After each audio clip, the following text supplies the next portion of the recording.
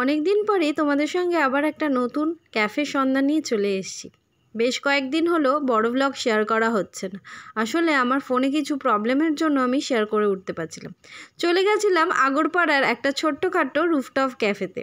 তার নাম হচ্ছে খাবে নাকি। Hello everyone, welcome back to our channel Biswarup day with me. আমি মধুমিতা নিয়ে চলে এসেছি আবারও তোমার সঙ্গে একটা নতুন ব্লগ। আর তোমরা কেমন আছো সবাই? আশা করছি খুব ভালো আছো, আমরাও ঠিকঠাক আছি। আগরপাড়াতেই প্রথম খুলেছে রুফটপ ক্যাফে। যারা এখনো আসোনি, আমার এই ভিডিওটা যদি ভালো লেগে থাকে একবার এসে ঘুরে যেতে পারো। এই হচ্ছে রুফটপের স্পেসটা, বেশি একটা বড় নয় ক্যাফেটা। আর এই হচ্ছে ফার্স্ট ফ্লোরের স্পেসটা। ক্যাফেটা ছোট্টর মধ্যে বেশ ভালো। আর এখানে হয়তো গোটা তোমরা 20 থেকে 25 জন, পুরো ক্যাফেটা যদি ভাবো তাহলে 20 থেকে 25 জন মতো এসে খাওয়া দাওয়া করতে পারো। বা তোমরা যদি মনে করো ছোট্ট কোনো প্রোগ্রাম অ্যারেঞ্জ করবে, যেরকম বার্থডে হতে পারে বয়ফ্রেন্ডের বা গার্লফ্রেন্ডের বার্থডে হতে পারে, সেইগুলো সেলিব্রেশন করতে পারো।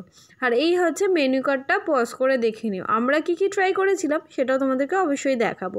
আর এখানকার দাম অনুযায়ী কিন্তু খাওয়ার কোয়ালিটি ঠিকঠাক। তবে আমাদের কিন্তু বেশ ভালো লেগেছিল চিকেনের আইটেমটা। চিকেন মাঞ্চুরিয়ানটা এখানে বেশ ভালো খেতে।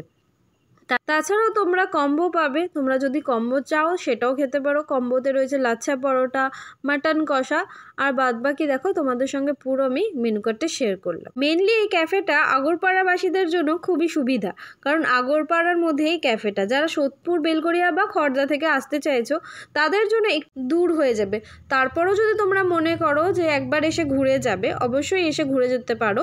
আমরা তো মাঝে সাঝে তোমাদের সঙ্গে কোনো না কোনো রেস্টুরেন্ট বা ক্যাফের এক্সপ্লোর করি, তাই ভাবলাম এখানেও যখন এসেছি তোমাদের সঙ্গে কেনই বা শেয়ার করব না। স্কুল স্টুডেন্ট হোক বা কলেজ স্টুডেন্ট, তাদের জন্য খুবই ভালো হবে। পকেট ফ্রেন্ডলি আছে এই ক্যাফেটা।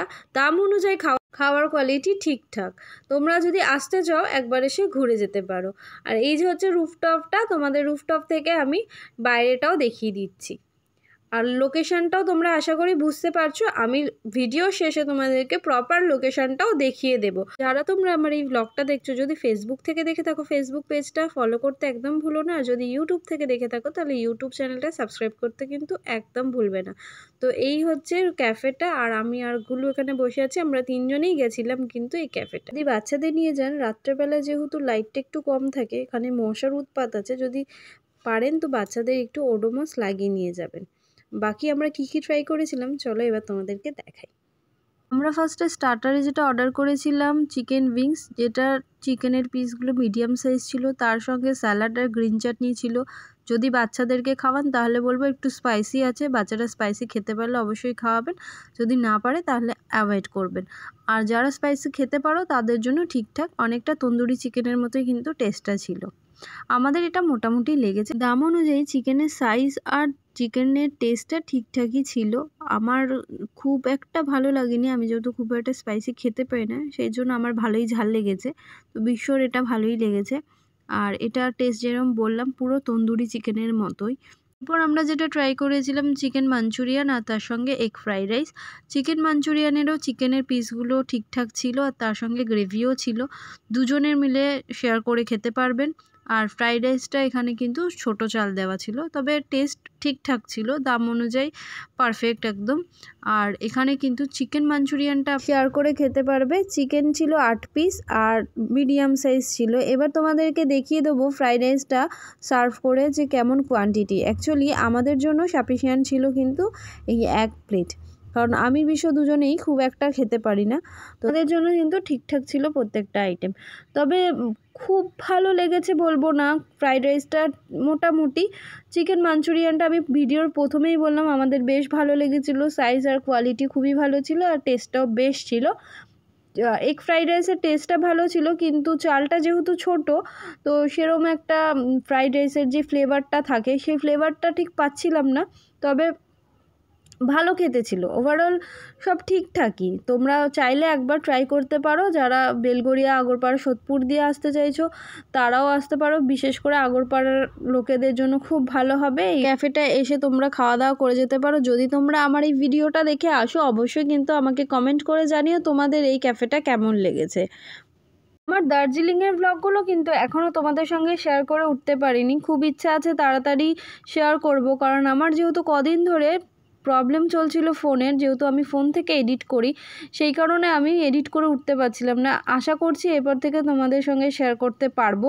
তো এই হচ্ছে আমাদের আজকের খাবে নাকি ক্যাফেটার রিভিউ। আমাদের মোটামুটি লেগেছে। যদি তোমরা রুফটপ ক্যাফে চাইছো পকেট ফ্রেন্ডলির মধ্যে, তাহলে একবার অবশ্যই এখানে ভিজিট করতে পারো খাবে নাকি ক্যাফেটায়। আশা করছি তোমাদেরও ভালো লাগবে।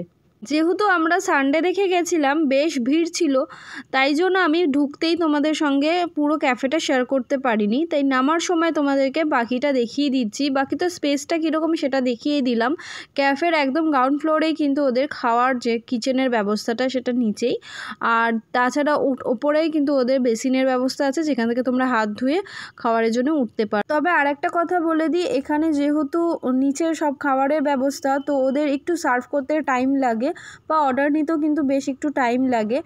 আর একটা কথা বলে দিই, তোমাদের যদি এক্সেস খাবার হয়ে যায় তাহলে তোমরা কিন্তু সেটাকে প্যাক করে নিয়ে আসতে পারো। আর এখানে হোম ডেলিভারিরও অ্যাভেলেবেল আছে, তোমরা যদি চাও তাহলে হোম ডেলিভারিও করতে পারো। এবার আমি তোমাদের প্রপার লোকেশনটা দেখিয়ে দিচ্ছি, আশা করছি তোমাদের কোনো বুঝতে অসুবিধা হবে না। এই হচ্ছে লোকেশন, আর এর ঠিক এই বাজারের অপোজিটে কিন্তু এই খাবে নাকি ক্যাফেটা তোমরা পেয়ে যাবে। তো আজকের মতো ভিডিও এখানেই এন্ড করছি। দেখা হবে নেক্সট আবার কোনো ব্লগে। ততক্ষণ সবাই ভালো থাকবে, সুস্থ থাকবে আর সবাইকে ভালো রাখবে। টাটা।